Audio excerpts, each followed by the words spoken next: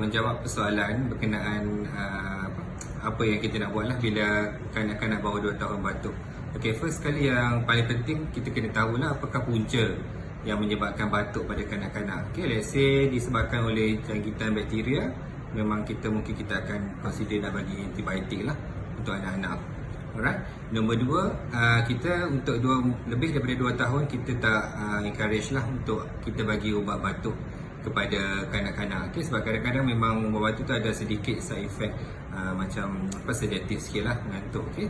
Nombor 3, kita kena encourage ibu anak-anak untuk minum air, minum susu yang secukupnya, and then makan makanan yang sihat. Right? And then mungkin yang keempat, budak-budak memang tak pandai, kita tahu kan, tak pandai nak keluarkan kahar